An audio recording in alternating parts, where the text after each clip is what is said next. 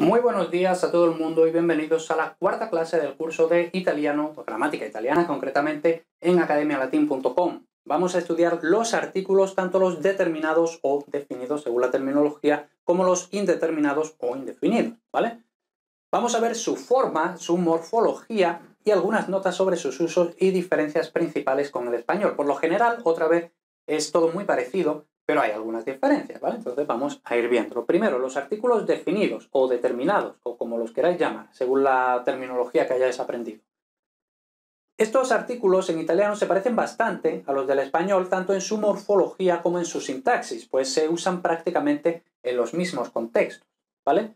Sin embargo, su morfología está en parte condicionada por la fonética, pues los artículos tienen diversas formas dependiendo única y exclusivamente de cómo empiece la siguiente palabra, ¿vale? Entonces, cuidado con eso.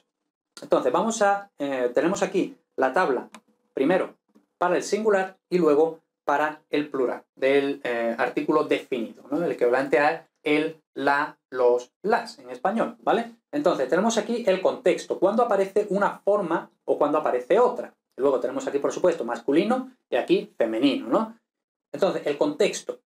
Y podemos entender siempre que el contexto general es el primero y luego los otros son contextos más específicos, pero bueno, eso tampoco importa, ¿no? Entonces, delante de consonante, y ahora con asterisco porque es consonante que no sea este caso, que sean dos o más consonantes, ¿vale? Entonces, delante de una consonante, vamos a decir, delante de una consonante, il para el masculino, la para el femenino. Entonces, il gatto, la gatta.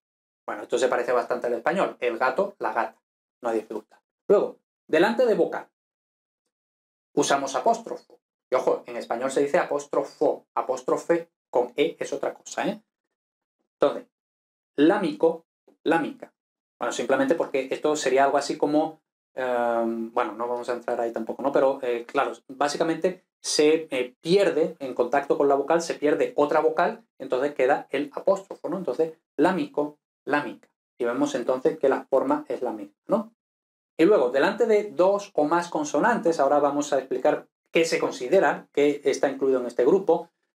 Para el masculino es lo y para el femenino es igual, la, ¿vale? Entonces, la straniera, entonces vemos aquí que aparece S líquida.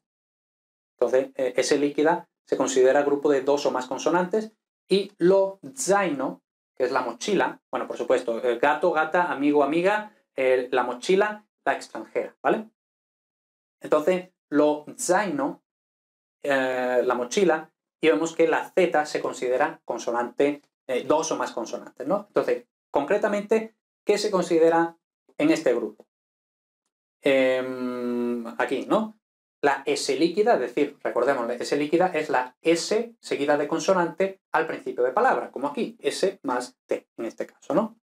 También la Z al principio de palabra, por supuesto.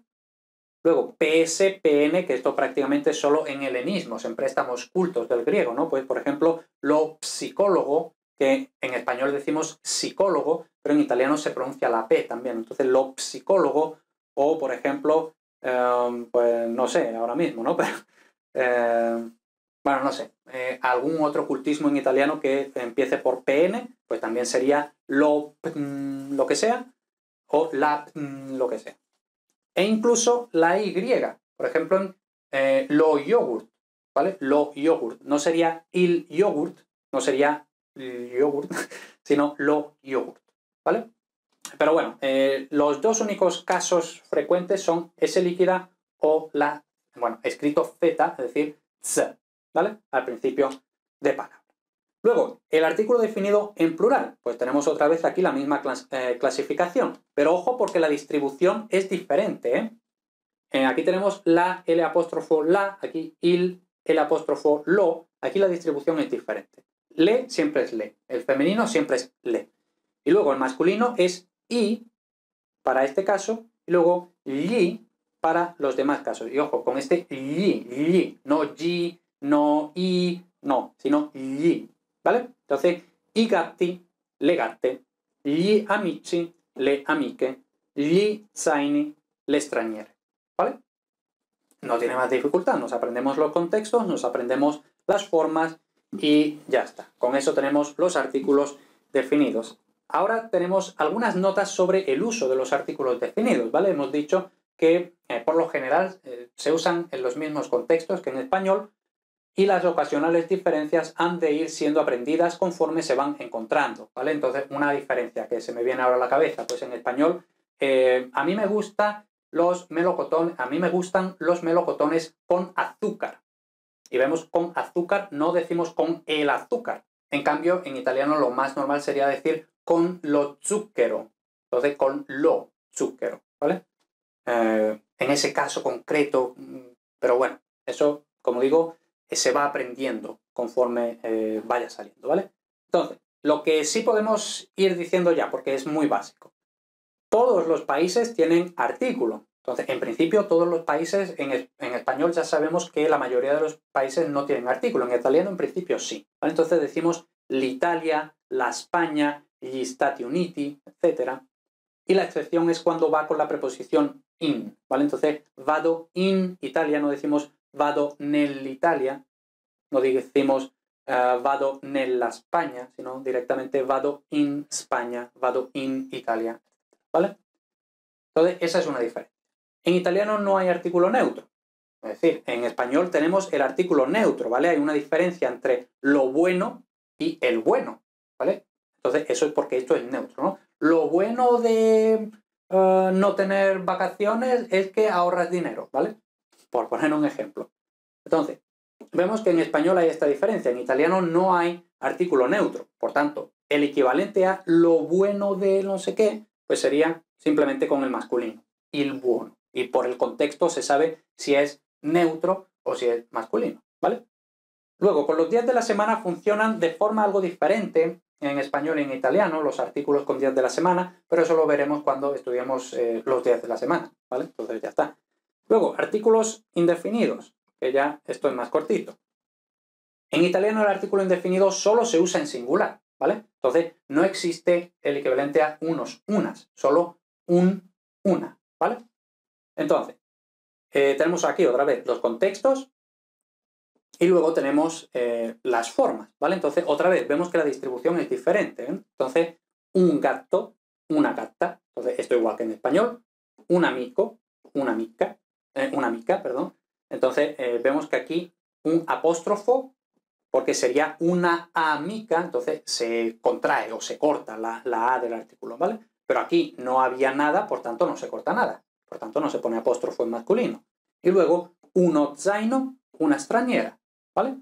Y entonces, como digo aquí, un error muy frecuente, incluso entre los italianos, es el de poner apóstrofo en casos como un amico. Pero no, no hay nada. Entonces no hay nada que cortar con el apóstrofo. Aquí sí había una A, entonces aquí sí hay algo que cortar, ¿vale? Entonces cuidado con eso, que es un error muy frecuente, incluso entre los nativos. Y ya para terminar, notas sobre el uso de los artículos indefinidos.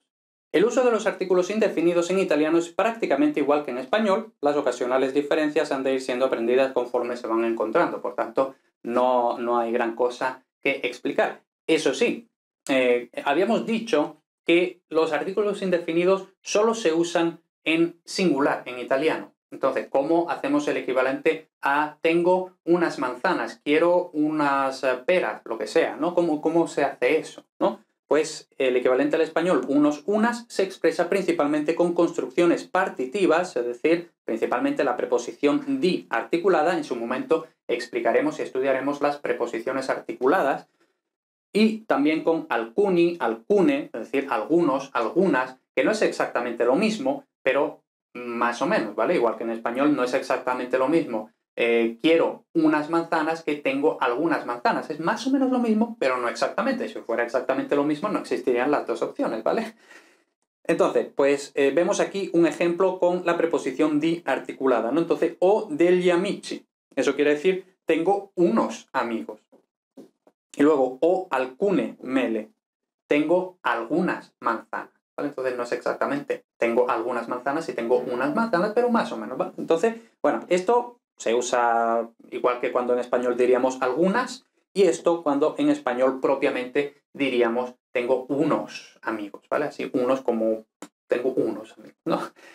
Y bien, pues con esto terminamos los artículos en italiano. Bueno, una clase inicial, una clase de presentación a los artículos. Como ya he dicho, todavía nos queda, por ejemplo, todo esto de las preposiciones articuladas. Las preposiciones articuladas son básicamente cuando, bueno, en español solo nos quedan preposiciones articuladas del y al. Y ya está, no hay más preposiciones articuladas en español. Básicamente una preposición con artículo que se han contraído, ¿no? Que se han fusionado. Pues bueno, en italiano tenemos una tabla bastante grande de preposiciones articuladas, ¿vale? Porque en italiano se han conservado muchísimo, entonces habrá que estudiarlas en su momento, no ahora, sino en su momento un poquito más adelante.